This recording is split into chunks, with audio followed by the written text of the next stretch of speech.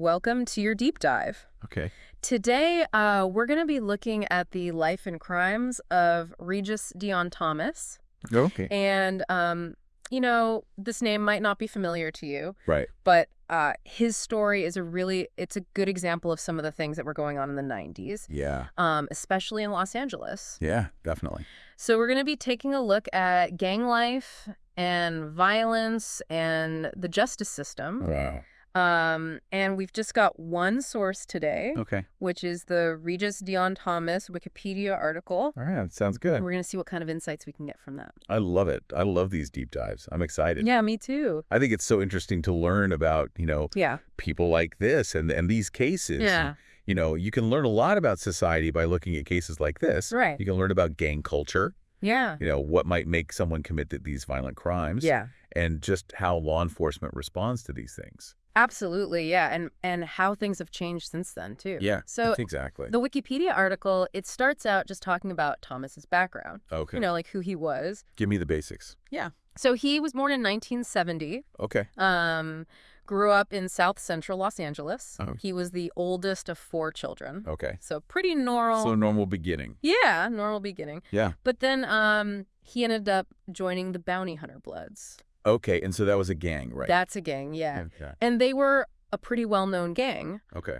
They were operating out of Watts. Yeah. And they were really violent. Okay. Yeah, so that's really interesting to me. What factors might have pushed him?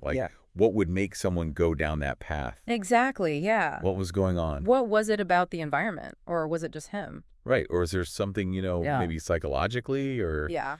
I don't know. It's a big question. Yeah.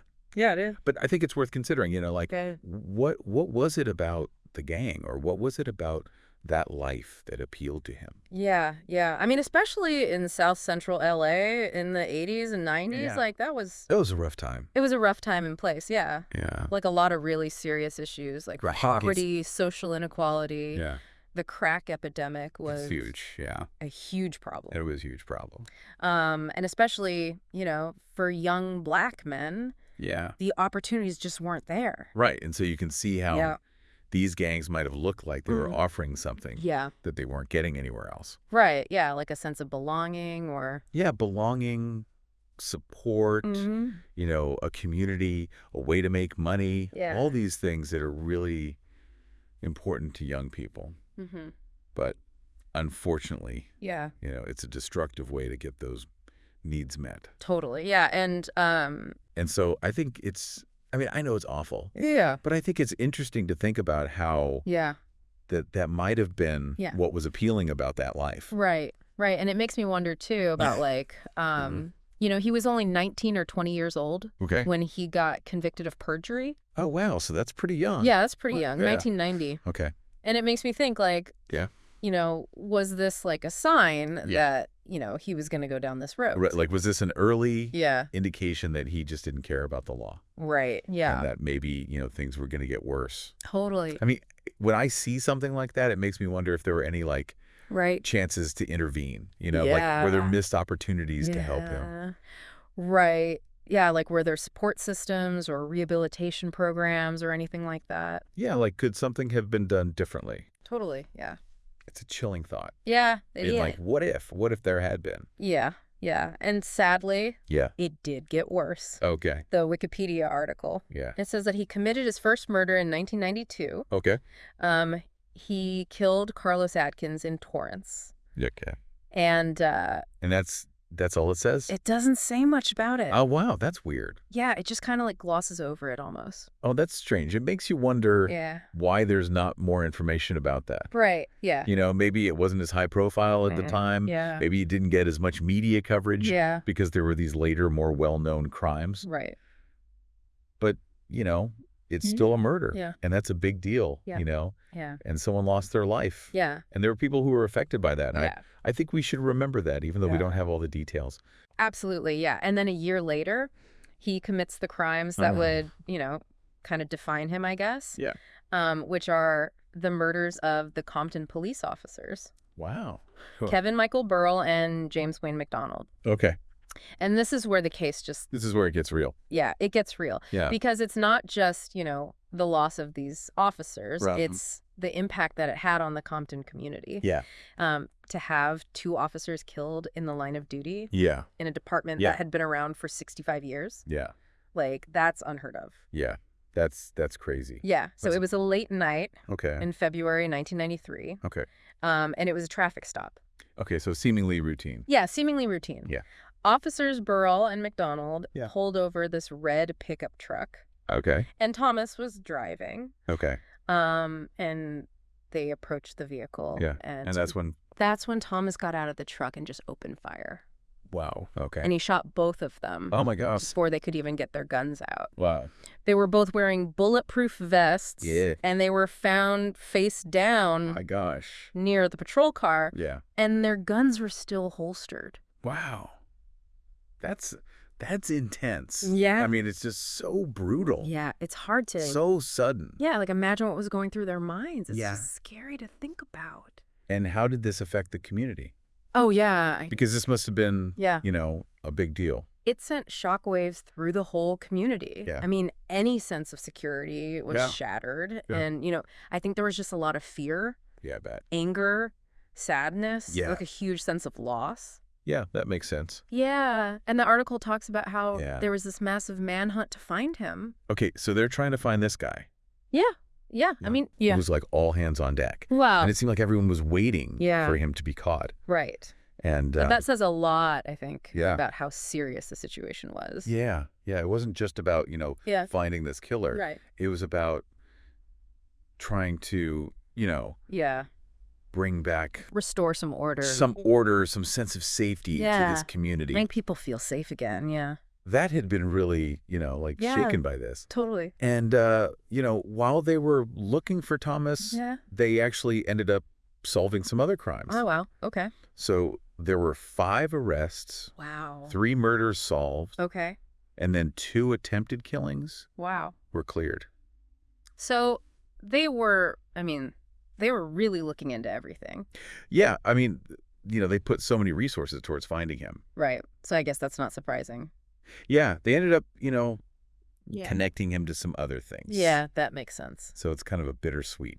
Yeah, I mean, it's good that they solved those other crimes. Yeah. But it still... doesn't change anything. It doesn't change what happened, Right, exactly. But then things take a really weird turn. Okay, what happened? So Thomas eventually surrenders. Okay. But he doesn't surrender to the police. To who? He surrendered to a reporter. What? Yeah, to a KTLA. So a reporter? Yeah, a television reporter. Wow. That's interesting. Yeah. Why would he do that? I don't know. What do you think? I mean, well, the media was covering this so heavily. Yeah. I wonder if he felt like, you know, he couldn't escape it. Right. Like the pressure was too much. Yeah, maybe. Or maybe he thought this was his chance to, you know, control the story a little bit. Yeah. To get his side out there. Yeah. Yeah. Before the trial. Before the trial started. Right. Yeah. It's a really fascinating example of how, you know, media and the justice system kind of intersect. Totally. Yeah. It makes you wonder, you know, how much power does the media have? Right. How does it influence public perception and even the legal process? Absolutely. Yeah. But we're getting ahead of ourselves a little bit. Okay. Yeah, we've covered a lot. Yeah. We started with his childhood, went to his gang involvement, the murders, the manhunt, the surrender. And we haven't even gotten to the trial yet. We haven't even gotten to the trial. Oh, I know. So, you know, we've been talking about Thomas and like everything that he did. Right. But I think it's important to talk about the victims in this case. Well, absolutely, yeah. Like the families of the people that he murdered. Right. The Wikipedia article doesn't really get into that. Yeah, I mean, they're focusing on him. Right. But, yeah, you're right. We should talk about, you know, what happened to the people who were affected by his crimes. Like, what was the impact on them and on the community as a whole? I mean, these are just numbers on a page. Right. These were people with lives and families. And, you know, their loss is just, you know, unimaginable. Yeah, and the article mentions that, you know, both Officers Burrell and McDonald were armed. Right. But neither one of them had a chance to draw their weapons. Wow. Like, he shot them so fast. It's just a reminder that police work is dangerous. It is dangerous, You just never know. Right. I mean, They're trained to expect the unexpected, but you can't always be prepared for everything. Right. And I think a lot of people think of traffic stops Yeah. as being routine. Yeah. You know, like just a normal part of the job. Right. But this case shows that they can turn deadly really quickly. Yeah, it can happen in an instant. Yeah. And, you know, that they said that these were the only 2 officers that had been killed in the line of duty in the Compton Police Department's history. Wow. So this was a huge deal for them. Yeah. Yeah, I mean, 65 years. Yeah. And then this happened. I can't even imagine what that must have been like for the other officers. Yeah. How do you keep going to work every day? Yeah. Knowing that that could happen to you. Yeah. Knowing that you're putting your life on the line. Yeah. Every time you put on the uniform. Yeah. And it's especially sad because Officer McDonald was working his last shift as a volunteer reserve officer. So he was almost done. When he was killed. Wow. That's just, that's awful. Yeah, he was just trying to give back to his community. Yeah. You know, and it cost him his life. It's a tragedy. Yeah.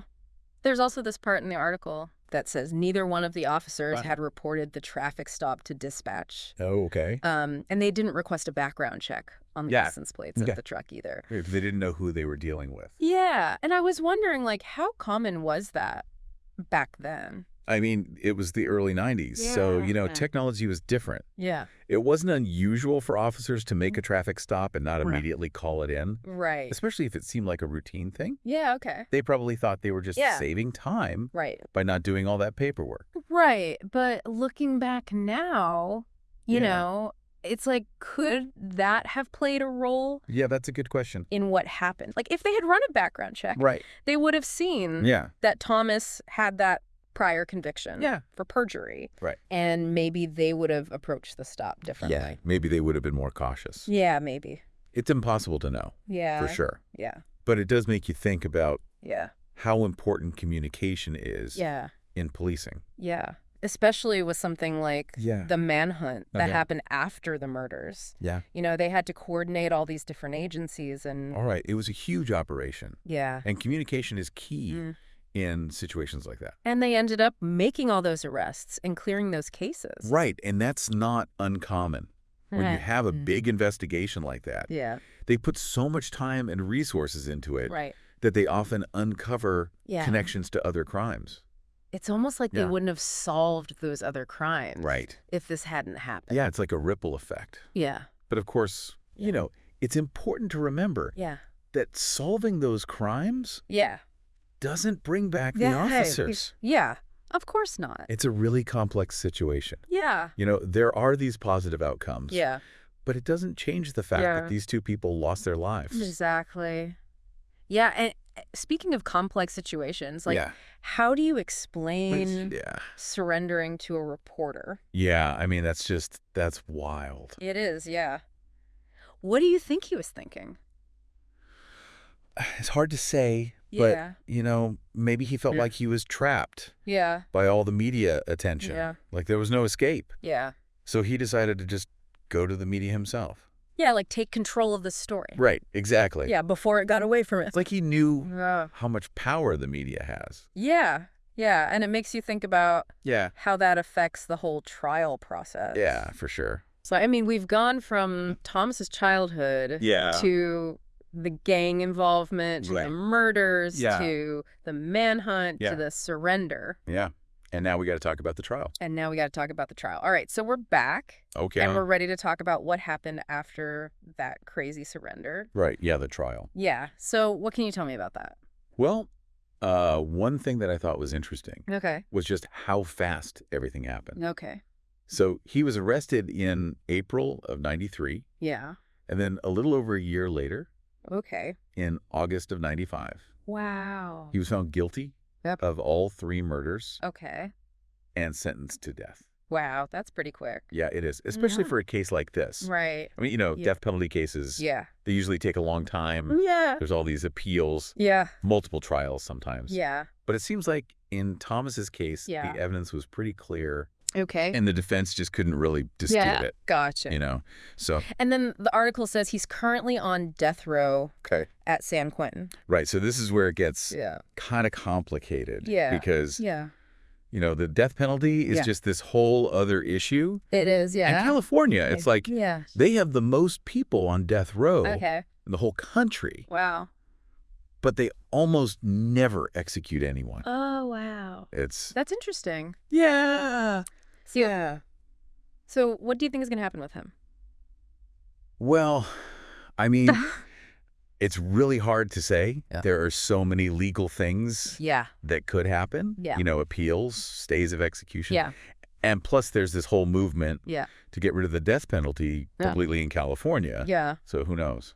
Right. Yeah. Things could change. Yeah. Like while he's on death row. And I mean, that's what's crazy about these deep dives. Yeah. Is that we started with this Wikipedia article and we've talked about gangs and murders and the media. Yeah. And now we're talking about the death penalty. And the justice system. Yeah. Yeah. And there's still... Right. Like it just keeps going. Yeah. And it makes you think about all these big questions. Yeah. And for me, the big question is what could have been done to prevent all of this? Right. Was there any way to stop him from going down this path? Were there missed opportunities? Yeah. What if someone had intervened? Yeah. Or what if he had gotten help? Yeah. Or what if the system had been different? Yeah. These are questions that I think everyone's asking. Right. Especially in communities where violence is a problem. Yeah. So I don't have the answers. But I think it's good to think about these things. Yeah, I agree. Because if we can understand what causes violence and how the justice system works, then maybe we can start to find some solutions. Absolutely. So I think that's the point of these deep dives. Yeah, and I hope our listener, found this one insightful and interesting. I hope so.